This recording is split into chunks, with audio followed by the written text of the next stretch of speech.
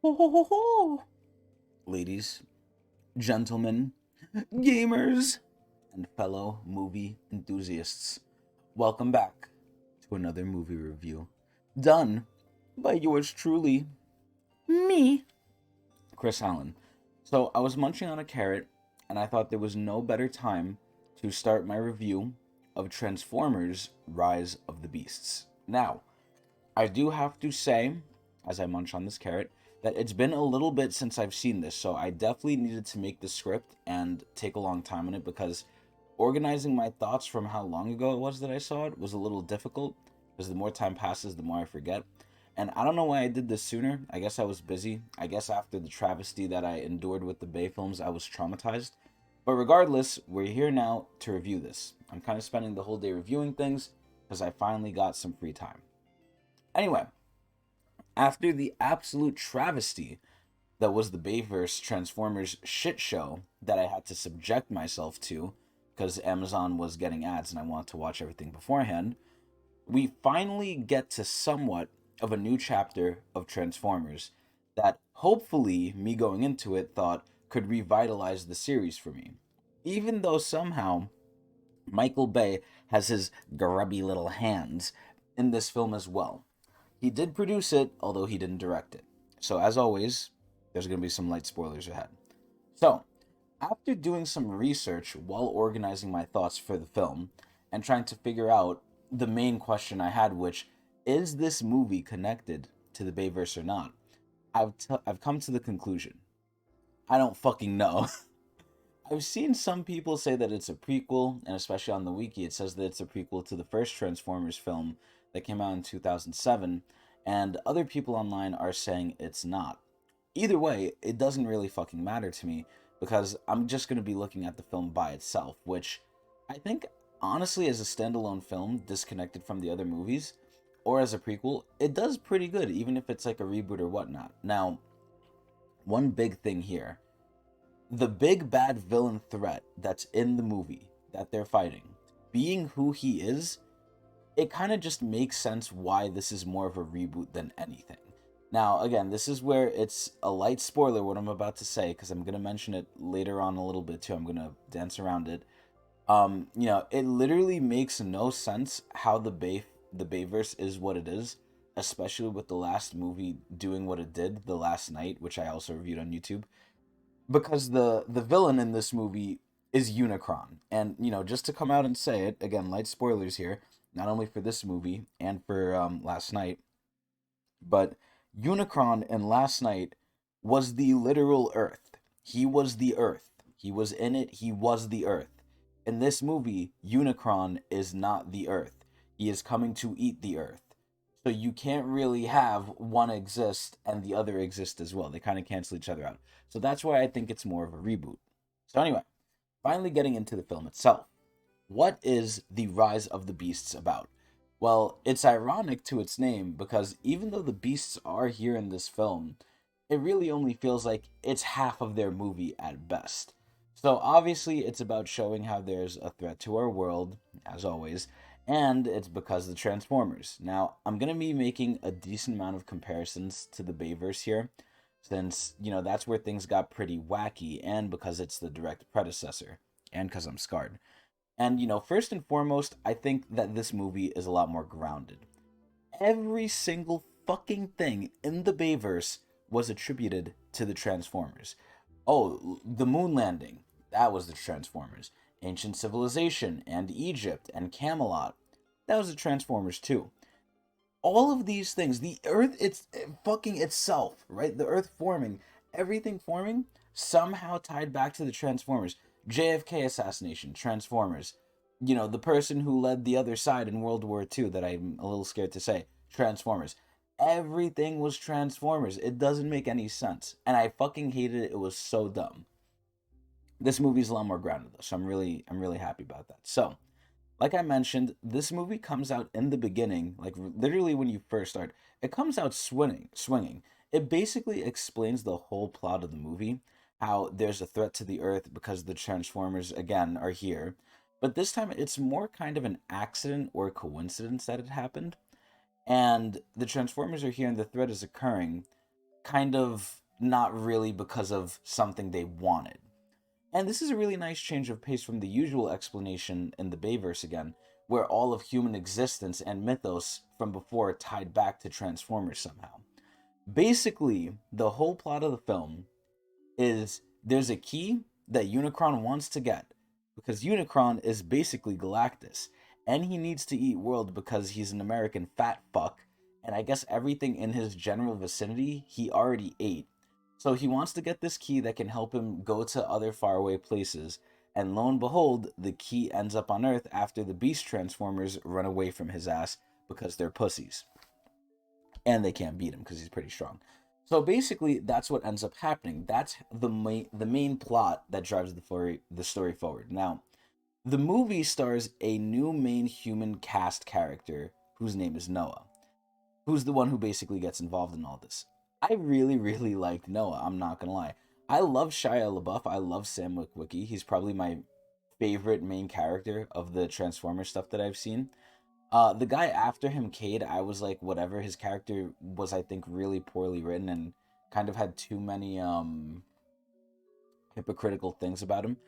But Noah here is a young minority, I believe, from Brooklyn, trying to make it and struggling in New York City, which, also being a New York citizen, I can definitely relate with. So he ends up getting involved, and his character is really, really cool. He's basically a nice older brother who, again, is always down on his luck. He's always getting tested. He's always getting kind of getting fucked. He's in a very bad spot, and it's very relatable again as a New Yorker. So I really liked him. There's a lot of other characters in here as well. One of them is Elena, who's like the counterpart to Noah and possibly his love interest.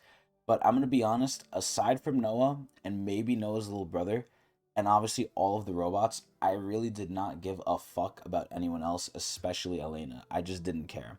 I do like Noah compared to what we gotten in the past, but aside from him and the robots, it's just it was uninteresting. I just cared about those things. So, one thing I do have to mention about the Transformers in this new movie that I did notice right away was they went with some new designs in the film. And I'm a little torn to say if this is a good or bad change because in this movie they look a lot more slimmed down and skinny. And in the old movies they looked a lot more bulkier, a lot more powerful. Now, because in this movie you would think that because they're so skinny, they might be weaker or they might be prone to getting one shot or quickly killed like in the Bayverse what happened so many fucking times. Well, you would be dead fucking wrong, because despite their more feminine and streamlined bodies, they are actually pretty tanky. I don't think I've ever seen in all of the Transformers movies a tankier Transformer than in this movie. And not just one, because obviously Optimus has Robo Jesus like passive. He's not gonna die. Well, or he's gonna die and just come back. Everyone in this movie can take fucking abuse. And, this sort of relates to the point on their looks, how they're so streamlined and stuff, but since they can take so much abuse, one positive thing that comes out of that is the fights last so fucking long, which is the main thing I liked and I wanted, and is one of the biggest flaws of the last couple of movies of the Bayverse, where they just died instantly or really quickly, even though they're so big and bulky. It literally made no sense. So, moving on. My next point is again more of a mixed one that's kind of both good and bad.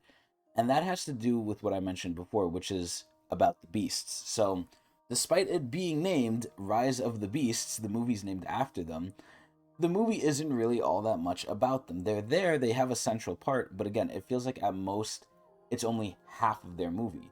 Now, as a person who doesn't really personally care about anything Transformers, I know of it, I wasn't really a big fan of it as a kid, even as an adult, I really don't care here. Um, I don't really think this mattered, because again, I don't really care. They're there, they do things, but realistically speaking, and I'm just being honest here, the main players of the Beast faction of the Transformers are the Gorilla and the Pterodactyl. All the other ones are there. They barely get any action. They're introduced, they do some stuff, especially at the end. They're there fighting. But if you're a fan of the Beasts, I can see why you might get upset on how much screen time and how much relevance they had in this movie. Very similar to the movie with Grimlock from the Bayverse. They kind of get a little sidelined, especially most of them.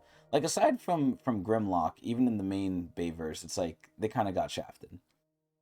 Either way, Aside from them not getting much screen time, I did like them.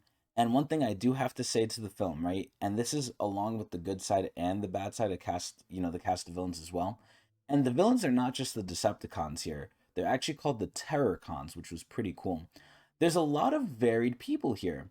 Even though not everyone gets their limelight in the film, there was more Transformers with purpose, even if that purpose wasn't there for too long, that were there, that I thought it was pretty good. I thought there was a wider cast than I thought would initially be there, and that's a plus. Now, for the most part, right, I mentioned that I like Noah, and I do. But on the Transformers side, who I really liked was Mirage. Obviously, I like Optimus, but Mirage, who's basically the Bumblebee of this movie, who's the main Transformer for the humans, I actually really enjoyed him too. And not to say Bumblebee, isn't there. He's there too, and he has some lines in the film, but the main go-to Transformer that we interact with the most now is Mirage, and he's really nice. But anyway, going forward, I do have to be honest, right? And the parts with the humans in the movie, I really couldn't care less about. They weren't terrible, but it's like I didn't come here to see people do stuff. I came here to see robot and robot fight. And there's a good amount of long drawn out robot fighting, which again, I said I liked and is good. But there was a decent enough amount of scenes with the people interacting and the people doing stuff where I did get a little annoyed where I'm like, okay, it's fine seeing them. I like Noah, but Elena I don't care about, and they just need to move on with this stuff. And it was whatever. But again, it was there enough to where I got a little upset. Now, finally getting into the nitty gritty here, these are like the big points here. One of the things that I like a lot in this film was Optimus Prime. Now, Optimus was not who we know him as in the previous movies. In this movie, he really is just an alien robot and not a blind defender of humanity like in the other ones. And I thought this was a big, great shift, and it made a lot of sense to me. Over the course of the movie, we see how Optimus kind of evolves. He goes through a lot of character development, and we could sort of see the seeds and makings being planted of how he becomes who we know him as, a defender of humanity, right? But just seeing it in the other Bayverse films, it's kind of like, I liked Optimus defending us, but I don't understand why he would forsake his own race for us when he's not us, right? It was a little weird. I liked it, but it was weird. This movie starts off as way more realistic for his character because he really just cares about his own people and doesn't really want anything to do with Earth. And he makes that very known in the movie. And it's only through the hardships and the conflict in the movie to where he goes through it and he starts learning, and it's realistic how he changes, or not changes, but, more becomes sympathetic to the humans in the movie and, humanity as a whole. I really thought it was done really well, and I really enjoyed it.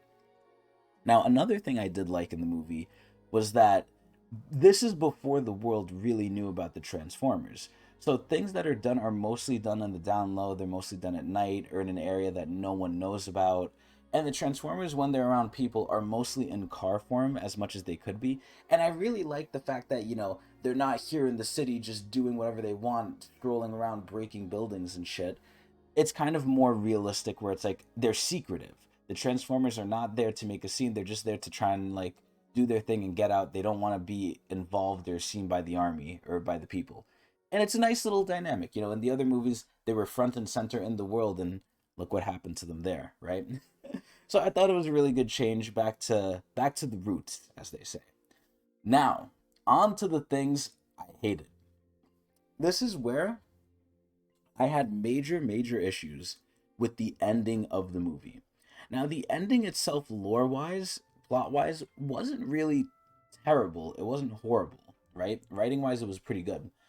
But some specific things happened, and how they happened during not only the final fight, but especially after the final fight, there was a big reveal, and these things got me really, really upset.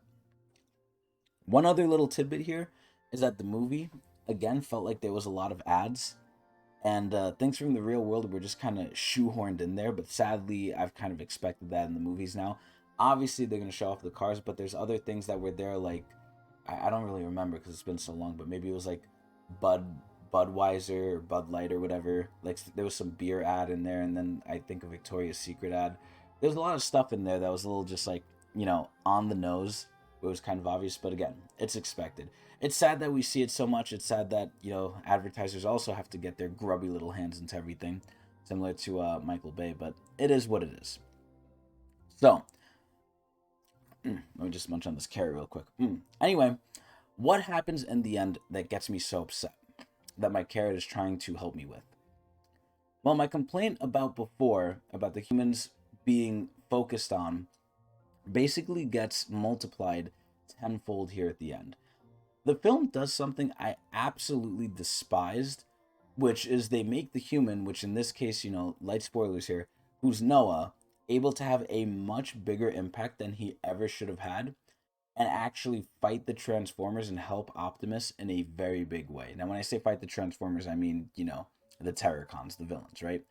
Obviously, Optimus is the star of the show, and the Beasts are kind of there in his shadow, but it's more of a duet with him and Noah at the end, which some people might like, and I'm not going to get into the specifics how it happens, but let's just say I think it's very stupid, very dumb, and I hated what they did. I hated how much relevance and how much sort of say the humans like Noah had in the end, where it's just like I feel like it's so forced.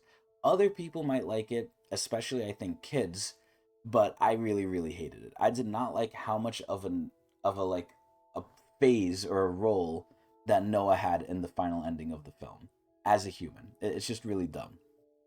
I can't stress it enough. It's like a kid thing that happened. It's so dumb. I can't say it, but it's a huge spoiler. But oh my god, I can't believe they did it. Anyway, the other thing they did, which if I couldn't speak on the last one, I really can't speak on this one because it was completely out of left field right at the end, literally at the bare ass end of the movie. After you see this, the movie ends. I don't know how, I don't know why they did what they did, but they did it.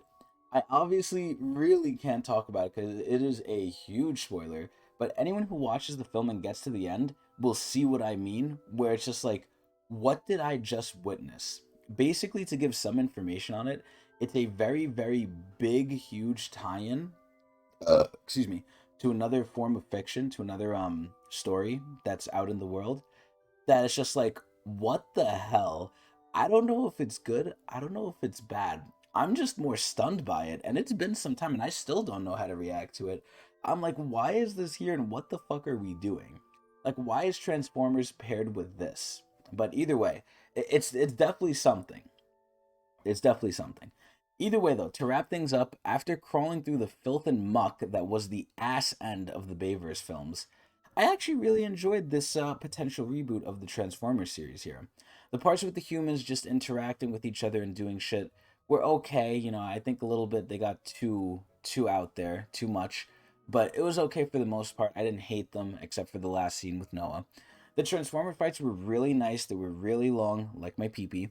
And even though there were some stains on the film, again, with how much a human's had in the hand of some things, and how the stars of the show, allegedly the Beasts, weren't really the stars of the show, even though they were the namesake of the fucking movie. Overall, I think the movie was pretty good, especially after coming out of the shit sewer tunnel of Bay. Either way, on a scale of 1 to 10, what would I rate it? Obviously, 5 being neutral. I would honestly rate this 6.5 out of 10 primes. Not too high, because again, watching it and sort of taking a critical look at it, especially so far after it came out, or that I watched it, I think it's whatever. But I definitely think, it's not a bad watch, and I liked it way more than the Bayverse films. But not too much. But either way, it's pretty good. 6.5 out of 10 primes. Anyway, I hope everyone enjoyed. If you guys want me to see and review anything else, please let me know. And please watch me at Twitch TV/Tecnics channel.